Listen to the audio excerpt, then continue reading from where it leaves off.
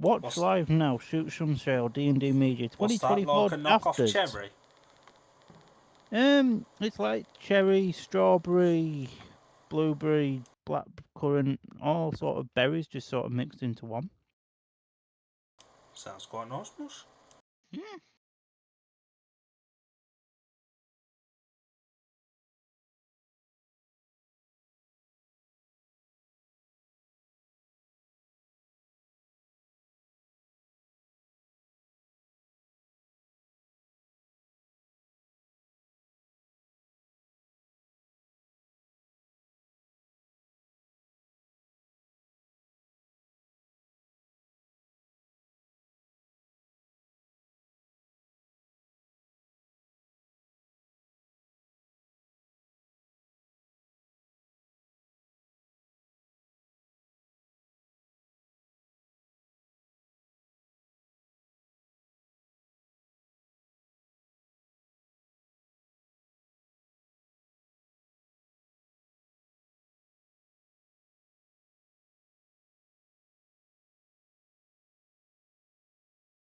So, it's a very, very good evening, ladies, gentlemen, boys and girls, and whoever else may be watching.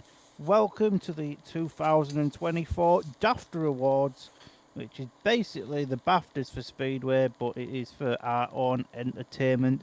And none of these awards are endorsed by British Speedway in any way, shape, or form. We have a few awards to give out. If you always say give out, you get a graphic on the screen. You get a graphic on the screen with your name on it, which is well, it's better than an award in this day and age, isn't it? So yeah. So welcome to our awards show. I am joined this evening by Dylan and Alan because we've had to give him something to do as part of his community service for a Wednesday evening. It's Thursday, Mush. Thursday. Oh, God. Oh, and this is only the beginning. Start as we mean to go on. Do you want to go for take two, Palmer? No, Try we're again. live now. It's staying in. It's a funny moment. Palmer's thinking of the blooper reel. Yeah. Christmas special coming soon. Oh, God. Oh, yeah, that'll be fun. So, with the introduction out of the way, let's move on to the first one. Palmer, what are we doing first? The Championship Improved Rider of the Season. First of all, we'll give Mr. Allen a job to announce the honourable mentions. There's 3 of them. Oh, we ain't got them, so we ain't going to be able to. Got them. Palmer, do you want to do them? So the honourable mentions, we have picked what we think is the most improved rider from each club at the time of picking them, which was about 2 months ago. There is 3 that we couldn't pick one from each club, so we just gave a couple. So the improved rider of the year honourable mentions: Daniel Hume of the Berwick Bandits, James Pearson of the Glasgow Tigers, Sam Hagan of the Poole Pirates, and Antti Vulas of the Workington Comets. And the 3 fellas on the right hand side as well that we couldn't differentiate. I don't know, I haven't got the spreadsheet open. Bastian Bork was the other one for Berwick who we couldn't decide between. Vinnie Ford was the one for Poole. This was before all the playoffs situations and before his injury. Tate Zizki was the other Workington rider up for the old Workington Comets.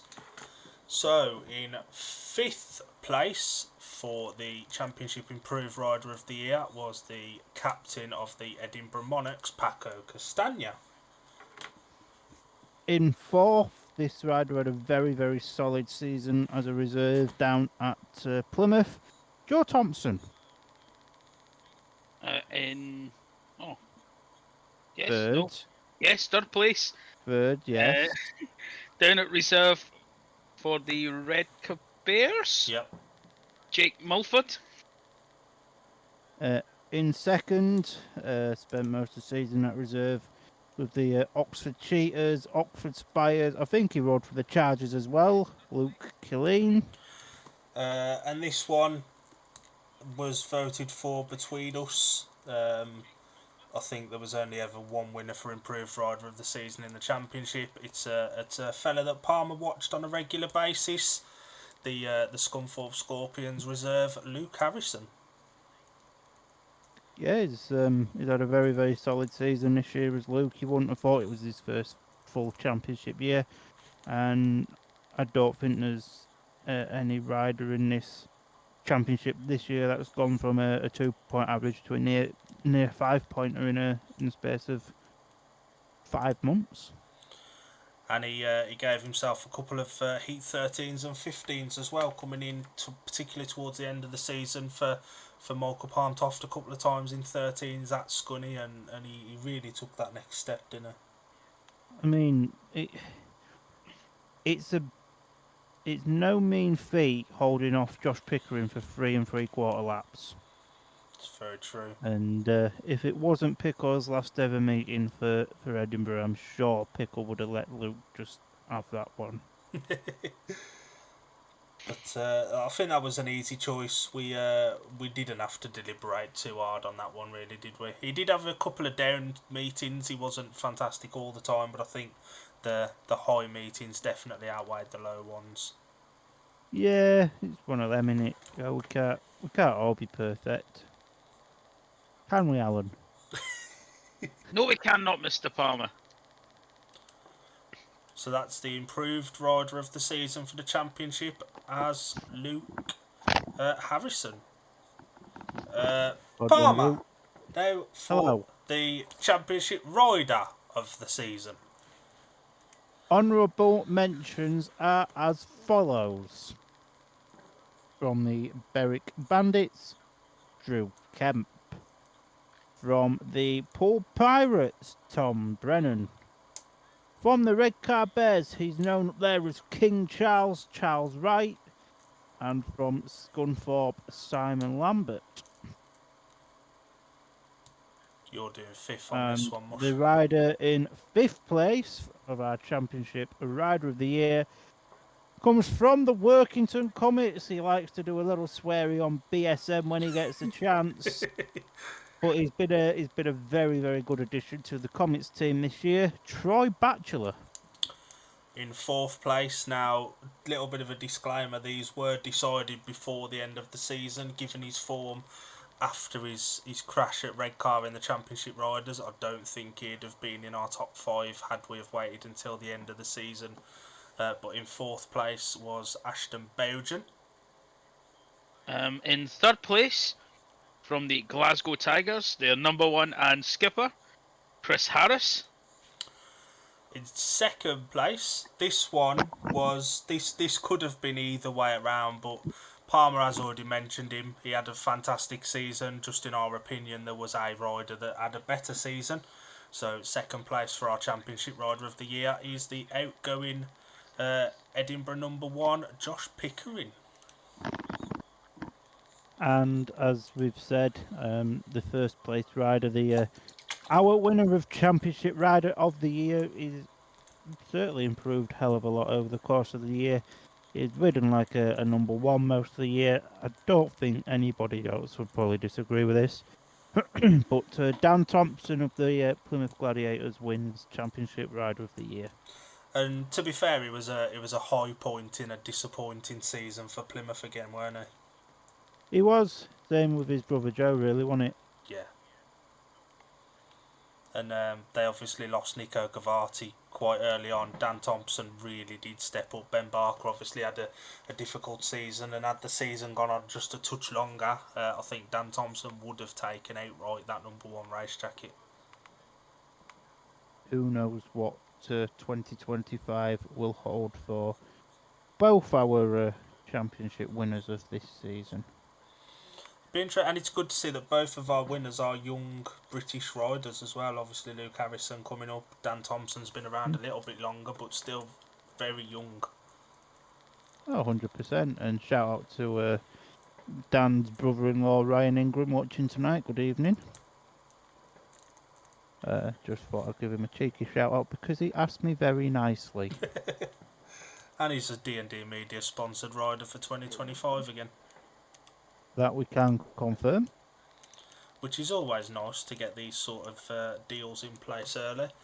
So with that, we now move on to our pairs, our best pairing of the season as a pairing for a specific team, and also the impact signing of the season. And we're going to hand over to Alan for this one. So, I guess we start with the pairing because that's probably Yeah, the best. yeah. Well, Start. yeah. And we are going to the Workington Comets for this one, in the form of Craig Cook and Tate Zitschke. I mean, that pairing alone scored the most 5-1s probably at home for any club in the championship, and only just beaten away from home by the Pool Pirates. But I mean, if you look at those two as a pairing, they excelled this season, and that 1-5 for the Workington Comets. And for the impact signing of the season, no bias here at all, by the way, just going to throw that out there. It is Anders Rowe of the Glasgow Tigers, who had came in to replace Steve Worrell, having initially guested for the Tigers to cover Steve, and managed to score, quite a considerable number of points given the short time that he was with the Glasgow Tigers.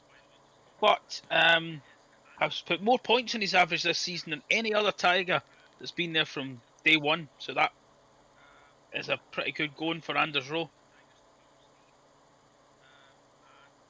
Yeah, that. Yeah. Don't know if you gents are getting to add about any of them. Feel free to. But yes, no, can't really disagree there, me old fruit. Well, I should hope not. We chose them. You So did I indeed. hope you had and it is a shame that Tate got injured when he did, because I think he could have certainly lit up that championship pairing with Craig Cook a little bit more as well. Mm. And with that, we move on to something a little bit closer to mine and Mr. Palmer's heart, the best social media and promotion. That's, graphics, social media posts, fan interaction on social media. And I think it's at this point we do put a massive disclaimer out. These were before we saw some of the 2025 graphics. Yeah, that's true. Palmer, do you want to do okay, so full disclaimer, we put it out to Cal and Alan Cal and Alan. Cal declined to nominate any. He says that all clubs in British Speedway could be doing more, which to an extent I think we can agree with. Right. We can agree with. So Palmer, if you want to do the championship one, and I'll do the premiership one. So our championship social media team of the year, if you like, goes to the Berwick Bandits. And they really did utilise their social media right, obviously publicising their guests ahead of time and stuff like that, putting out their race day lineups and everything. They really utilised social media as good as they probably could have, and obviously they had their YouTube stuff as well with meeting highlights and stuff like that. 100%. If you want to give a mention to our premiership social media team of the season. I don't think this one was even close. I think this one could have applied to the championship as well. I think this team really got their social media right from the start of the season. They did bring in somebody the midway point, and he did make an impact. It did get better as well, but it was already solid enough.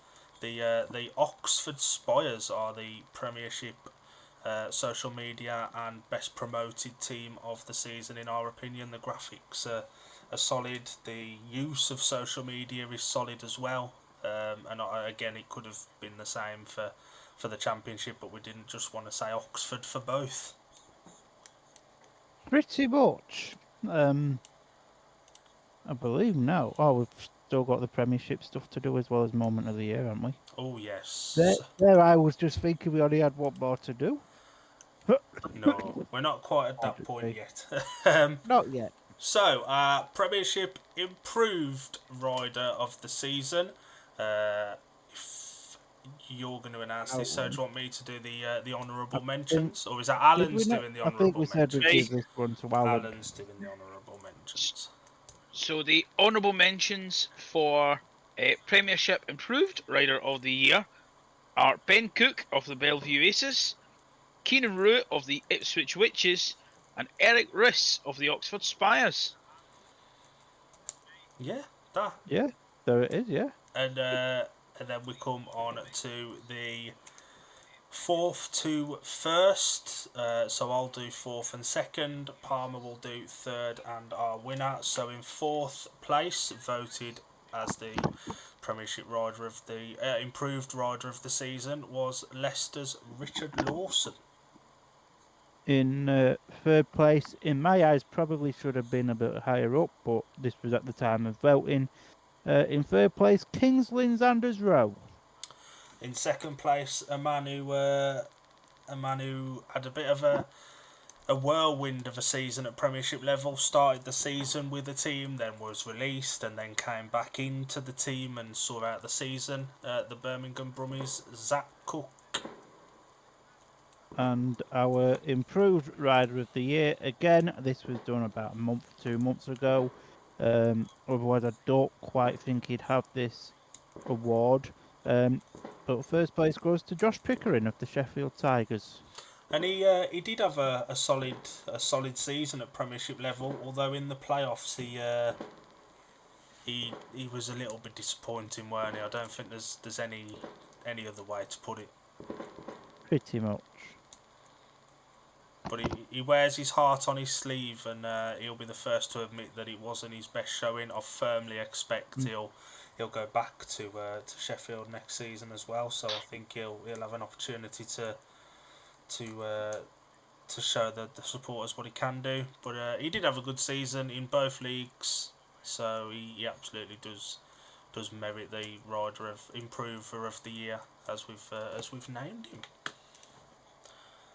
Just a quick mention to Paul Wheeler, who's in the YouTube chat. Evening, lads, and Alan. Good evening, Mr. Wheeler. Good evening, Mr. Wheeler.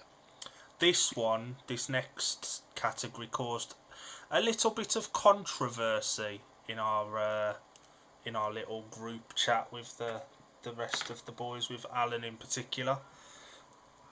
It's it's the moment of the season. Now, there were 4 nominations.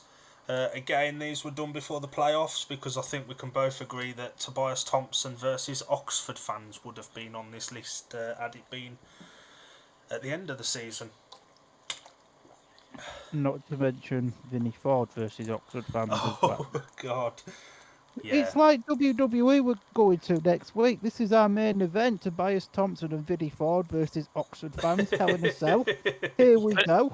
Vinnie Ford trying to jump a fence as well. Something like Not Vinnie that. Ford, Tobias Thompson even. So, Yeah, that was funny. So it's our moment of the season. This is a moment that got people talking.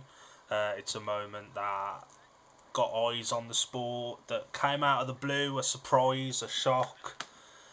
So in 4th place for this one, Palmer, do you want to give us 4th? So in 4th place happened at the Berwick versus Workington meeting, which was live on BSN because it was the interview with Troy Batchelor with such quotes that I cannot mention on stream, otherwise I will get a smacked bottom. Yeah, that was an interesting one. Alan, you can do 3rd place, and I've just sent you what it is in our little chat. Oh, okay. Give me 1 second. So live on Discord. Yes. Oh, okay. 3rd place is the infamous Ty Woffenden press conference. That did get people talking. Oh yes, I it mean, did. He might not have said the right words, if you like, but he certainly had a point or two. He definitely did, and we know with Ty Woffenden, he's not afraid to say it as it is. Palmer, do you want to give us our runner-up for moment of the season? This one was one that got people talking, but ultimately it didn't really count for anything. No. So our runner-up for a moment of the season was the incident with Christopher Calvin Harris running late at Glasgow, who turned up right at the very last minute, hopped on Steve Wall's bike to get a 5-1 in Heat 1, and then it got rained off after Heat 6. And we did debate this. Alan thought that should have been the moment of the season. Me and Palmer both thought A, there were rules and regulations which made that an illegal move, and B, the meeting got rained off, so it didn't count for anything anyway, and to Did, all intents and purposes, never happened. did you go to that meeting, Al? I was planning to. I was literally about to buy my ticket for that meeting, and the thing got rained off. So no. It didn't get No. rained No. off till halfway through, Al, so what were you trying to buy your ticket for halfway through? No, He I was I just see the trying to weather get the forecast. I went. OAP I'm not. discount. I'm not risking that. He just wanted the OAP's discount, didn't he? And our moment of the season, this was at the time a very monumental moment in the season. It got people talking. It was a big upset in the grand scheme of things. It didn't count for anything. But our voted moment of the season was Oxford ending Pool's 3.5-year unbeaten home run at Wimborne Road. Yes, we have. I don't think. Well, it was a surprise result because Poole are very, very good at home, but yeah, I don't think they didn't lose at home for. I think it was 42 meetings, Yeah, it was a good few, wasn't it? which is quite a lot. No. 100%. Yeah. So we are coming towards the end of our award. This is actually our. I We've think only this got is our last one. more. We've got Yeah, one more last- to do. Yeah, The this last is our one. last one. At the end, we will have a quick recap of who's won what. But for our Premiership Rider of the Year, first of all, Alan's going to give us the honourable mentions. So the honourable mentions for Rider of the Year are Emil Saifudanov of the Ipswich Witches. I think I've got this. No, I've got the team wrong. Ryan Douglas of the Leicester Lions, and Chris Harris of the Oxford Spires. And Bomber's just announced that he's leaving the Oxford Spires after one season. Long time. Long time.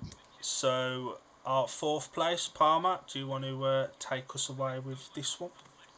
From the Aces of Bellevue in Manchester, he won the British Grand Prix in Cardiff.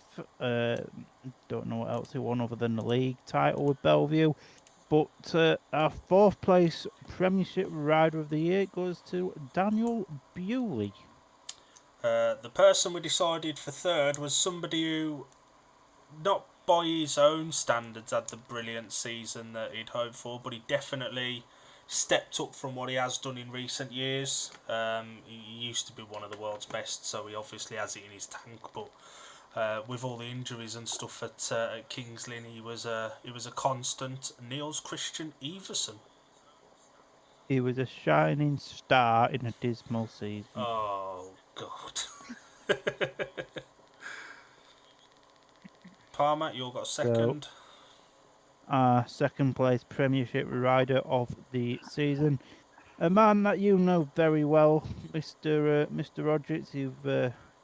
You've spoke to him more times than you spoke to us, Mr. Tom Brennan of the Birmingham Brummies. And there could be a case to be made for him being the best improver of the season. The way that we did it was that if you were nominated for Premiership Rider of the season, you didn't then go into the Premiership improved. It was the same for the Championship, so it wasn't just the same riders all over the place. That was the only reason Tom, in my opinion, probably would have won the improved Rider of the season.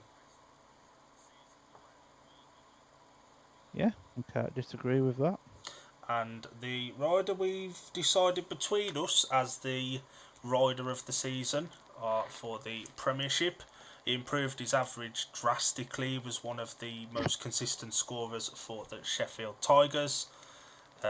Was Chris Holder, and he was back to looking like the 2012 world champion this year. He looks nigh on unbeatable, especially at Sheffield, but pretty much everywhere this season he's been solid. Yeah, can't disagree. I think he's done this whole season without getting injured. Um, he was very very fast on the time I went to Sheffield to watch this season, and from what we're seeing on live streams and updates and everything, he has been Mr. Consistent for the Tigers, and I would very much expect him to be back in Tigers colours in 2025. And he's a nice fella, is Chris. A lot of people have got a lot of time for him, and he was, he made no secret of the treatment he got from Peterborough when they were going to sign him, and then opted for Nicky Pedersen, and we all know how that went. And then Sheffield took a punt on him a bit later in the season, and then he did the full year this year, and he's really stepped up, hasn't he? Massively, massively can't grumble at that.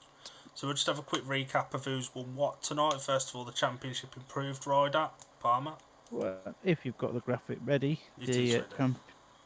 Championship Improved Rider of the Year was Luke Harrison of the Scunthorpe Scorpions. The Championship Rider of the Year Was Dan Thompson of the Plymouth Gladiators. Premiership Improved Rider. Josh Pickering of the Sheffield Tigers. And the Premiership Rider. Also of the Sheffield Tigers, Chris Holder. And what we've called the minor awards. The best pairing of the year was Tate Zishki and Craig Cook of the Workington Comets. The impact signing of the year was Anders Rowe for the Glasgow Tigers. Best social media of the year at Premiership level was the Oxford Spires. At Championship level, Berwick Bandits. And the moment of the season was the Oxford Cheetahs ending Paul's 3.5-year unbeaten run at Wimborne Road. And it has been a very talkable season, hasn't it? There's been a lot coming out of it, none more so than the playoffs between Paul and Oxford. Yeah, but I don't think moments of the season would have won what it won had we decided these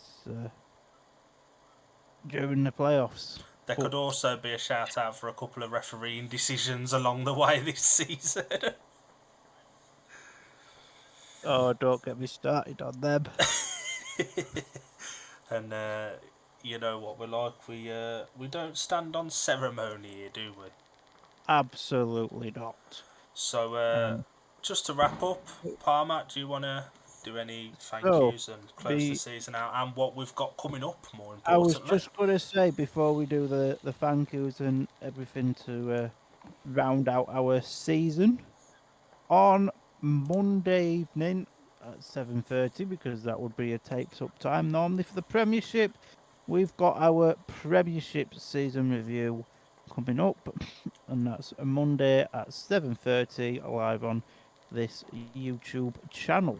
I get the feeling this is going to be a difficult one for me to do as a Brummies fan. This is why you need a neutral fan to do all the research and do all the typey stuff. Alan's about as useful as a chocolate fire engine, so that's not going to happen. Exactly. I'm otherwise engaged. Oh God. So yeah, that'll be Monday, where we'll talk about all things Premiership. We've obviously the AGM coming up soon as well. We'll know who's doing what and who's going where. We already know obviously Bombers on the move from Oxford. There'll be plenty to talk about. And obviously we can have a good discussion with our supporters of the Rising Star picks as well for 2025. Yeah, that'll be fun. There will be one for the Championship as well. It'll probably be the week after. We just don't know a date yet, so we obviously can't confirm that. What have we got coming up through the off season, Palmer? Well, we have got fan chinwags with supporters of different teams and supporters of clubs that aren't with us anymore to give their views on the season just gone, as well as obviously giving their thoughts on what it's been like to not have a local track. So we've got that coming up, and Wednesday the 18th of December, we only decided this last night, But Wednesday, the 18th of December, we don't know what it is going to be yet, but we will be doing some form of Christmas stream. Hopefully, we can do karaoke with Alan after he's had a couple of Carlins. Because Drunk Alan is absolutely the way to go. Yes. And Palmer's not very much of a Christmassy person, so this should be fun. I won't go into detail. Merry Christmas. Well, Christmas songs do start tomorrow after Halloween. Oh, we've only got 4 more hours and then Mariah Carey and Michael Bublé will all be defrosted. Yeah, Michael Bublé's about to come out of hibernation for the next couple of months, isn't it? But Whoa. do you want to wrap us up for this season then, Palmer? And have So- any closing thoughts? Massive, massive thank you to everybody that's joined us on Shoot Some Shale this year, whether it be doing us in a watch along or being one of the riders that we've helped out and just advertising us, and anyone that's helped us out, whether it be sharing posts and everything. We just want to give you a massive thank you. We'll see you on Monday for the Premiership review, but for me,